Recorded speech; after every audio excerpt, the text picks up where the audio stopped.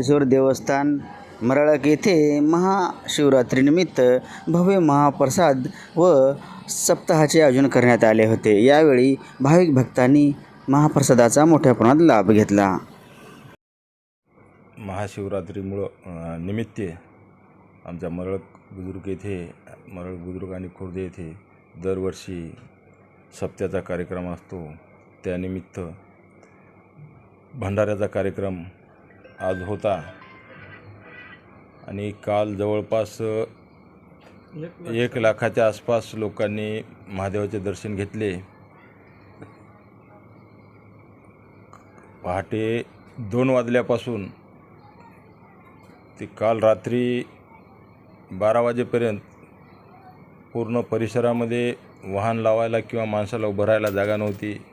एवढे भाविक दर्शनासाठी आले होते आणि दर्शन घेऊन काल महाशिवरात्रीच्या पर्वावर सर्व भक्त मंडळी गेलेली आहे आणि गावातील मंडळीने सुद्धा चांगल्या पद्धतीने व्यवस्था केली पाण्याची वगैरे। आणि कालसुद्धा उपवासाच्या निमित्त फराळाचा कार्यक्रम गावातील मंडळींनी काही ठेवलेला होता।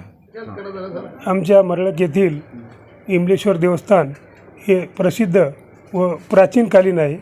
या ठिकाणी काल शिवरात्रीनिमित्त जवळपास 1 लाख लोक बाहेरगावून आलेले होते आणि रात्री 12 ते रात्री 12पर्यंत असं जवळपास 24 तास लोक होते। आमच्या इथली एक पद्धत आहे, गावातले लोक रात्री 12 ते सकाळी 5पर्यंत व नंतर बाहेरगावचे सकाळी 5 ते संध्याकाळी 8-9पर्यंत आणि पुन्हा मग गावातले लोक 12पर्यंत येतात, कारण बाहेरच्या लोकांना कुठल्या प्रकारचा डिस्टर्ब होऊ नये किंवा त्रास होऊ नये।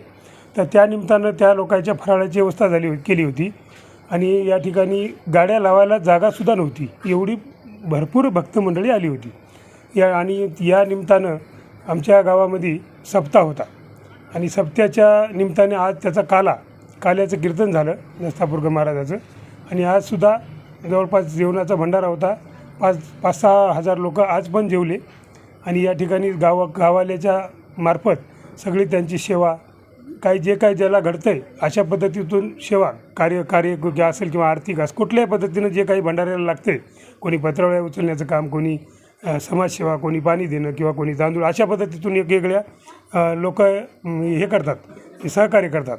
आमच्या इथं 7 दिवस महाराज लोकांचे कीर्तन होते।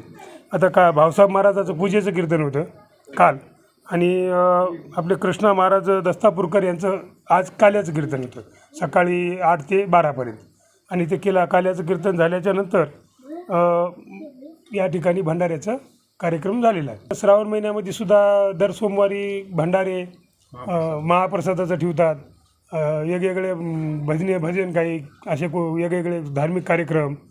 पुन्हा शिवरात्रीला आता पुन्हा हनुमान जयंतीच्या वेळेस आमच्या इथं यात्रा राहते। हनुमान जयंतीच्या वेळेस यात्रे 2 दिवस यात्रा झाल्यावर कुस्त्या आणि त्याच दिवशी पालखी गावामध्ये पालखी फिरती, आरत्या येतात गावातून। असे धार्मिक कार्यक्रम आमच्या गावामध्ये वर्षभर कंटिन्यू इमलेश्वराच्या कृपेनं चालूच राहतात।